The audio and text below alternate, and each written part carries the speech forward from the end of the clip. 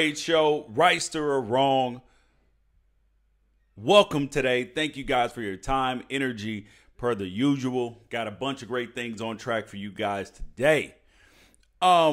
First and foremost, per the usual, please make sure you like the feed, share the feed, tell a friend about the Unafraid Show. The Unafraid Show is doing amazing things right now, and like I told you, the website will be rolling out next week.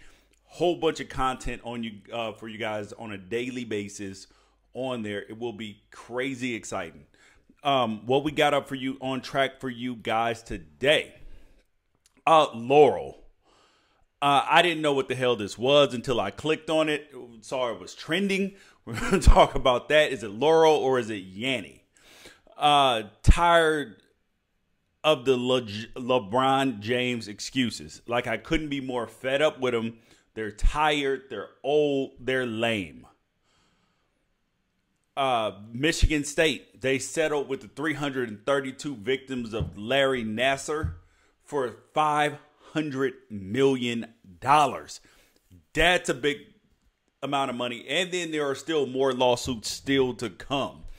David Tepper, hedge fund guy, Trump hater, is buying the Carolina Panthers in the Bible Belt, where a lot of Trump supporters lie. So we're going to talk about that as well. So, yeah, you guys, please make sure you send in your comments, like the feed, share the Unafraid Show with a friend. First thing we got is the thing that took the internet by storm yesterday, like even more than the blue black dress, white gold dress, was this Laurel thing. If you haven't heard it, I'm going to play it for you now. Here it is. Laurel. Do you hear Yanni or do you hear Laurel? Laurel. To me, this couldn't be any more clear. This couldn't be any more clear to me right now. Like, this clearly says Laurel. And I'm like, anybody who, I don't even know how the hell they came up with this Yanni thing. Because first of all, it's not even a word. Second of all, it feels like you're being trolled. Because you're like, there's no way in hell anybody else can hear anything besides Laurel. No, like this should be judged or used as like a sanity test, a test for like your mental acuity and competence. Because if you hear Laurel, oh my God, I can't trust you. Like, that's just like people who don't use the appropriately colored emojis, like skin colored emojis. Like when you have like a dark skinned black person using like light skinned emojis, or a white person using black emojis. Like, come on, man. Like just use your appropriate emoji. Like, they created one for you, just use it. Or you just got to use the standard issue and pretend like I got an iPhone 5 or an old ass Android and use the old ones. So those are your choices there. But this Laurel thing is crazy. I love it because it takes the internet by storm, and people have no clue where the hell this came from. And this is just a troll tactic, but it's still fun and all that. The next thing we got up today is I am sick and tired of the Cleveland Cavaliers and LeBron excuses. Oh my God, dude, they are endless. The laundry list is long. And people will not stop. Like, they are unrelenting with the excuses. And it's just tiring. Oh, LeBron doesn't have enough help. His team isn't good. He's tired. Tyronn Lue's not a great coach. Like, the excuses are old. Like, this is still a team who finished fourth in the Eastern Conference, NBA championship coach, LeBron James, a bunch of players from that team. So I don't understand why the he doesn't have enough help. And here is one thing that people really have to be honest about. People really have to be honest about is you're seeing palms up LeBron right now. This like what am I supposed to do? That's palms up LeBron when he's looking to deflect to everybody else. Because we have to be real about this. Like, the Celtics are not just so much more talented than the Cavaliers. They're not. They are just a team that is playing harder than the Cavs. And the two people that we have to point that to are LeBron and Tyronn Lue. Because it's really time to start evaluating the narrative of LeBron makes everybody around him better. Because that's not true. It's not true. Look at just this iteration of the team. You got Isaiah Thomas, who got traded away. Jay Crowder got traded away. Derrick Rose got traded away. Well, released, traded away. And guess what happened? They all turned out to play better. Isaiah Thomas, more points, more assists, higher field goal percentage and three-point percentage with the Lakers than with the Cavaliers. Oh, but it's just because he got healthy. Well, why'd you trade him? Jay Crowder, more points, more assists, more rebounds, more steals, and more blocks. He's playing on a worse team. He's playing on a playoff team in the Utah Jazz.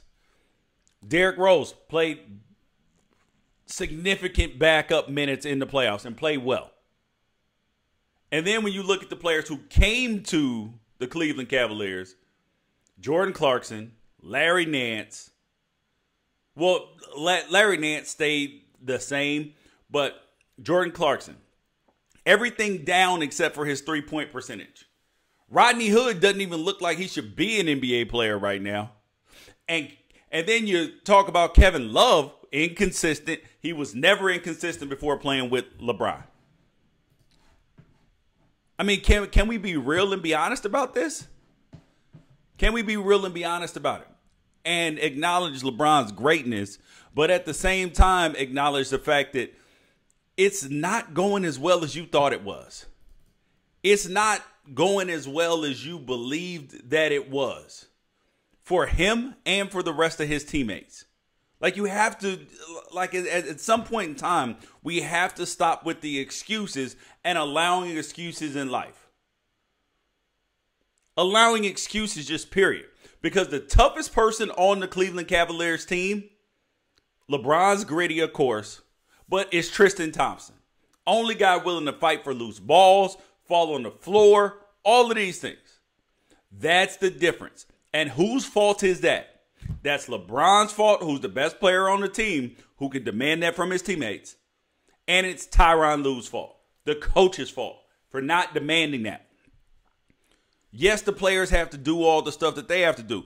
But coaches, they decide who's on the floor or not. You don't give great effort, you shouldn't play. So that's why it's the coach's fault.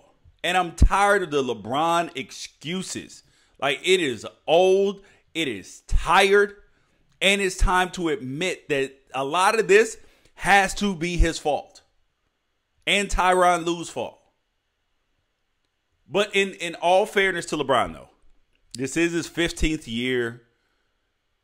He is playing a lot of minutes all season, which I've complained about, which is Tyronn Lue's fault.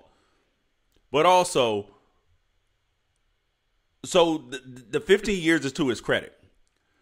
But what's not to his credit is look at last night's stat line. 42 points, 10 rebounds, 12 assists. What did he do? 21 of those came in the first quarter, and he basically hibernated the rest of the game. In 8 quarters against the Celtics, LeBron's played one hard on both ends of the court. One. Come on, man. Like I was just getting ready. I was just getting super close to started having that GOAT talk, greatest of all time talk with Michael Jordan. But you have never in life questioned Michael Jordan's effort, his teammates' effort. They never fell asleep in terms of just not diving for loose balls, energy. The best player is a reflection of, they are a reflection of their coach and the best player. And that's what the Cavs are not doing. And that's partly LeBron's fault. Like, so the narrative, he makes everybody around him better. That's not true when you're constantly saying he needs more help. Brad Stevens could have had an excuse and the Celtics could have had an excuse. We need more help. Kyrie's out. Hayward's out. But what happens? No. Terry Rozier starts playing out of his mind. Jaylen Brown steps up. Al Horford steps up even more. You even have Baines or whatever his name is hitting 3-pointers, leading the team in 3-point percentage. He only made like 5 all season. Come on, man. Like we have to stop with the excuses and just say step up. And stop saying, oh, he makes everybody better. It's impossible to say he makes everybody around him better, but he always needs more help. But other teams don't get excuses. The Celtics aren't buying into the excuses. Oh, we need more help. No, just get your ass out there and do it. Because I guarantee you, if Rodney Hood, Larry Nance, Jordan Clarkson, and Kevin Love and J.R. Smith were all playing for the Boston Celtics, they would be more consistent, playing harder, and playing better. I guarantee you that. There's no way to believe otherwise. Like everything that we've seen out of the Cavs this year, a lack of defense, lack of effort, lack of intensity. That's your best player's fault and your coach's fault. Who the hell else are you going to blame for it?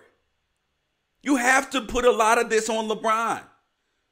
He makes everybody better. Okay, sure. But the players that got traded away, Isaiah Thomas, Jay Crowder, Derrick Rose, all played better when they left.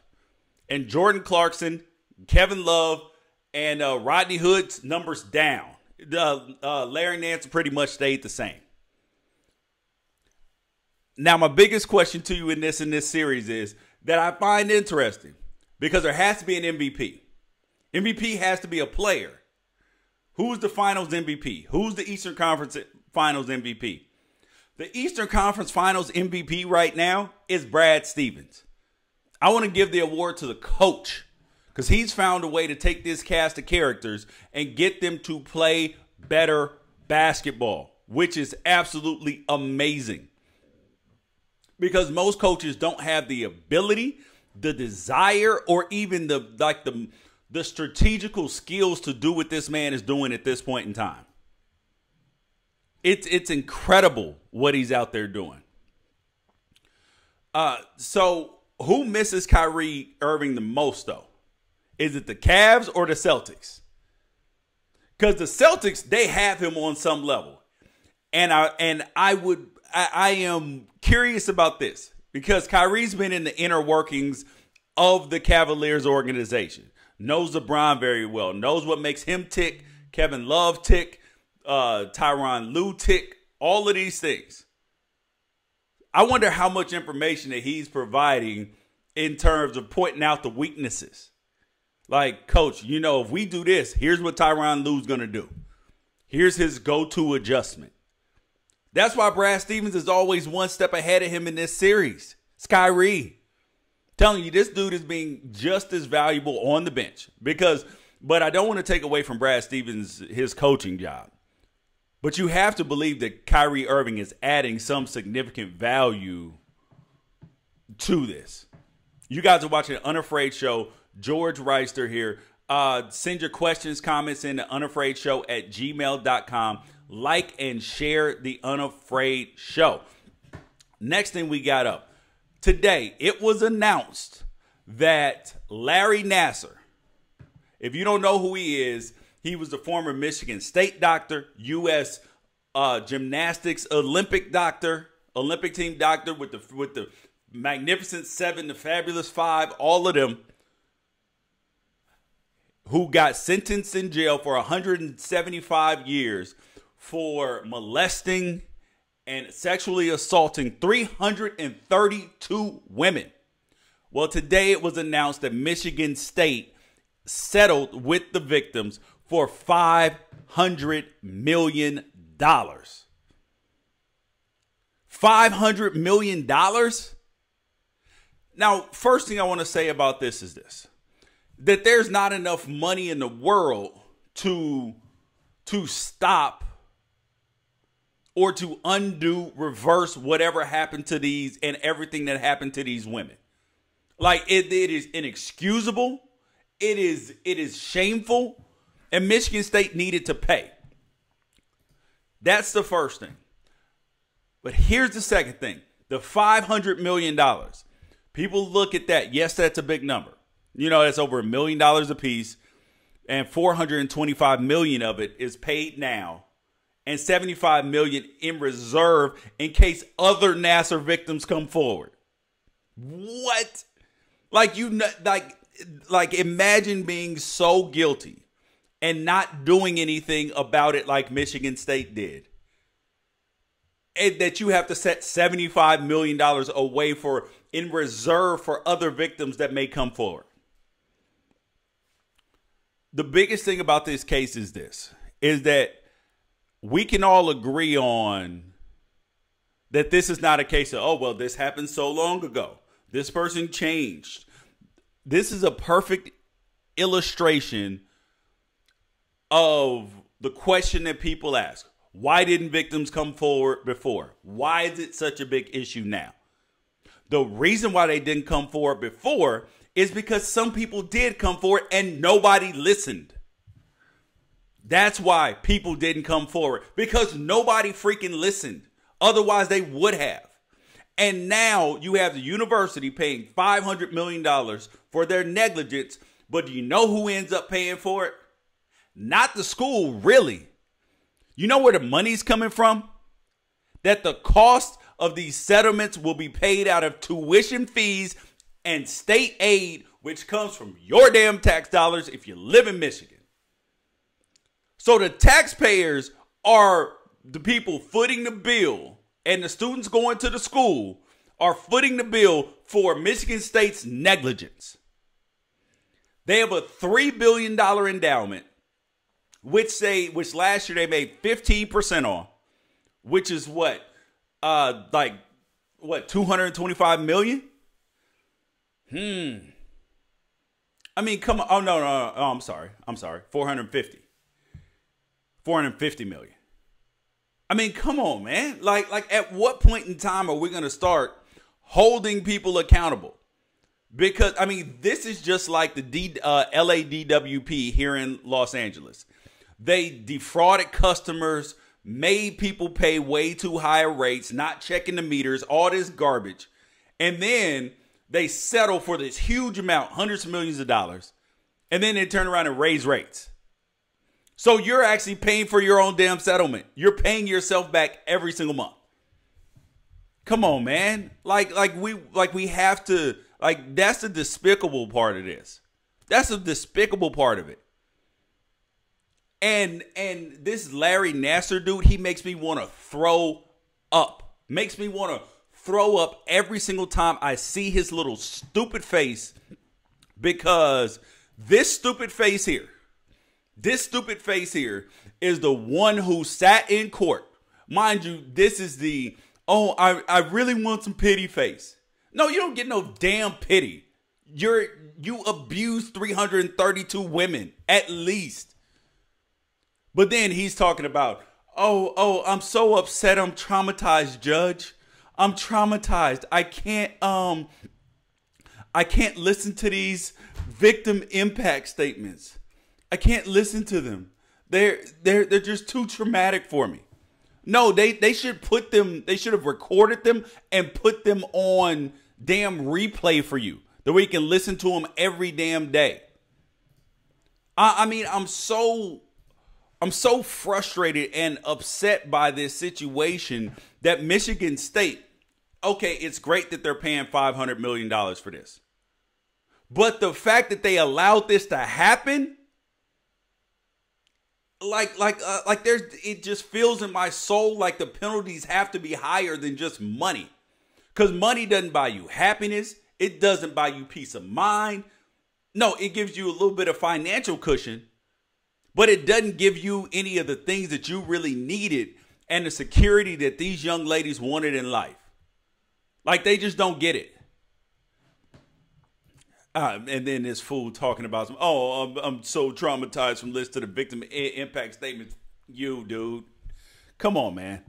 Like, that's just, I mean, I know a lot of people just, like, it's just craziness that we sit here and allow these excuses, whether it's LeBron, whether it's Larry Nassar. It's just insane. Like, we have to stop with the garbage ass excuses, man. We just have to stop with it. Next thing we got up today, David Tepper. David Tepper, hedge fund billionaire who made his money when the banks failed. So he's worth about $11 billion now. Made his money when the banks started failing and all that. He hedged against the fact that they would recover, and then he ended up making about $7 billion off of that alone. $7 or $9 billion off that alone. So now he's buying the Carolina Panthers from disgraced owner Jerry Richardson's creep scumbag, seatbelt put owner. If you don't remember, go back and watch one of the other Unafraid shows. This old man would get women who worked in their office to ride in the car with him and then buckle their seatbelt on. He wanted to buckle their seatbelt in, make sure they were safe and sound. And then look at and butt Gene Friday. Come on, man. But anyways, David Tepper is buying the Panthers damn near for free. For free. The sale price is $2.2 billion. The sale price is $2.2 billion. But let me explain to you how the Good Old Boys Network works and how this money situation works out here in these streets, man. Out here in the world. Like the definition of the rich get richer, this is a fact. Like there's no discrepancy here. Let me explain this to you. So how the NFL ownership rules work. Because I know a lot of people, and even myself, are wondering, because Steph Curry said he wanted to buy him. P. Diddy said he wanted to buy him. Bunch of other people, right? So here is the interesting thing, is that unlike Major League Baseball, where you had the Guggenheim Group by the Dodgers, led by Magic Johnson, for over $2 billion. You can't do that in the NFL. Because one person you have to have a majority owner who owns at least 30% of the team. And at $2.2 billion, that requires at least $660 million in cash. Steph Curry don't have that. P. Diddy might wipe him out if he did it. He probably could get it, but it might wipe him out. Like, so it would have been hard because people wanted to see a minority owner besides Shad Khan with the Jaguars. So you look at this. And now, so that's how he got to buy the team. Here is how he got the team for free. He's going to save almost $2 billion on his taxes, direct write-offs, dollar for dollar.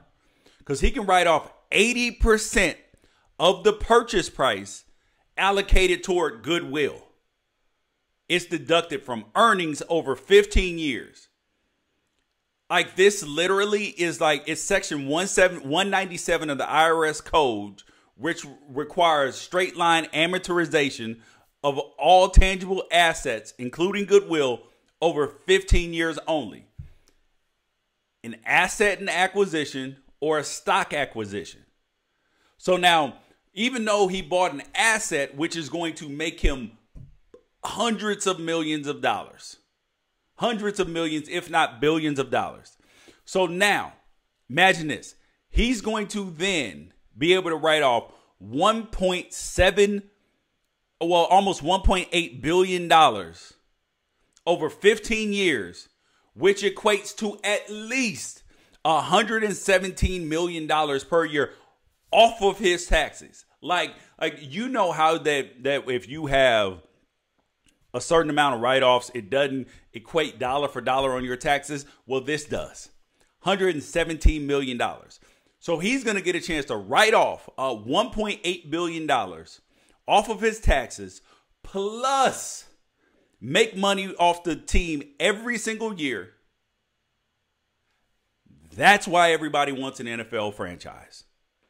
Because you print money. There's no way to, like, you would almost have to try to lose money. You'd almost have to try. The Buffalo Bills owner just did this. The Pagulas, Terry Pagula, bought the Bills for $1.4 million in 2014. He was able to allocate over more than 80%, which is $1.1 billion of the purchase price in tangible assets. Therefore, he's able to deduct $75 million a year from earnings.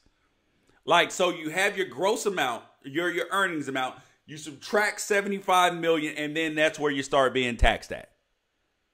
And that's before you write anything else off. I mean, come on, man. Must be nice, man. This is why my goal is to not only buy an NFL franchise, but to buy some other franchise and to get to a place where I'm like Warren Buffett, where the people where my housekeeper makes more than where my housekeeper pays more in taxes than I do. Just because these are the rules. Not because I want to circumvent the rules or I think that it's fair, because it's not fair. But these are the rules, and I full well want to take advantage of these things. Same thing with owning real estate. That helps you as well. Me and my wife do. So guess what? We reap the benefits of that. And I want even more because these are the rules. The rules, and I'm down with playing by the rules. Interesting part about this whole Tepper situation is, guess who Tepper hates? NFL public enemy number one, Donald Trump. That's who David Tepper hates. He said he was the father of lies. Now, here's the question. Is David Tepper now going to become an NFL owner and then puss up? Is he going to lose his balls, lose his nuts, instead of sticking to his guns? That's the question. Because it's real easy for people to stand up, say what they believe, but then when the president gets up and puts a little pressure on you, what do?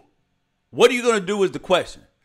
Because a lot of times, so the NFL acquiesced him with Colin Kaepernick standing for the flag, standing for the national anthem, all of this stuff. They acquiesced him there. But here's one thing I know about bullies, is that when you are getting bullied, if you continuously give in to the bully, guess what eventually happens? They continue to paint you in corners or literally put you in corners, physically put you in corners and bully you to doing what you want them to do. So you have to be able to stand up. Question is, can David Tepper handle the pressure? Because the last thing that we want, whether you agree with Trump, don't agree with him, agree with Obama, don't agree with Obama, whatever president, right? The last thing you want is the president with a bunch of yes men around him. When you do something that's whack and screwed up, people need to tell you. Instead of just, oh yeah, cool, Mr. President, I'm loyal. No, that's absolute BS, whether you're a friend, whether you're a family, a colleague, or whatever. It's absolute garbage. Like, because we want people around, especially the president, no men. Like, people are like, hey, yo, Trump, that's fucked up, bro. Like you screwed up with this one. Like, you want that around them. Like, so this idea that we have to blindly agree with people is foolish. Like, oh, yeah, I stand with you on everything. No, there's no way. That means you're an idiot. If you stand with somebody on every single topic, that means you have no individuality. That means you have no thoughts of your own. And you're just a yes man. And I'm afraid of people who have yes men around them and have no men. That's why I'm afraid of Kanye. Nobody around him told him no. Like, nobody told him it is a horrible idea for you to go on TMZ. It is a horrible idea, Kanye. Don't do that. Nobody around him said that clearly. I mean, come on, man. I mean, it's just, the question is, will David Tepper be willing to do that. Because, mind you, according to the street, he voted in the general, even though he's a Republican, he voted in the election for Hillary Clinton and has spoken out about Trump. So will he have the guts to do that when he's an NFL owner? Or are they behind the scenes asking him right now, hey, yo, you ain't gonna say nothing about Trump when we give you this team, right? Right? I mean, come on, man, grow some damn balls. Like, you have to be willing to stand up for what's right in the midst of a little bit of pressure, especially when you have power like an NFL owner. Like, Donald Trump can't really mess with your money as the NFL. The NFL is still the biggest thing there is. $13 billion in revenue. TV, still the highest rated things on TV every single week. Yes, some of the ratings down, the product's down. And also, people are like me. I cut the cord. I don't own cable. So guess what? My ratings don't count for streaming. I'm like a lot of people. But guess what? I still get advertisements on that sucker, though. I mean, come on, man. We got to come on in and like really understand where we are and be honest and real about all of this. Like, this is what we talk about on the Unafraid Show. And this is why I love you. You guys are the best. Please send in your comments, questions, unafraidshow@gmail.com. And make sure that you share Unafraid Show. Tell a friend about the greatness of the Unafraid Show, man. I appreciate your time. Appreciate your energy. And I'm going to leave you with this. This is Laurel. Laurel. Stop freaking saying it's Yanny. Laurel. Nobody can hear Yanny. Laurel. Stop trolling. You're making people Laurel. upset. Laurel. Peace out. I'll catch you guys tomorrow.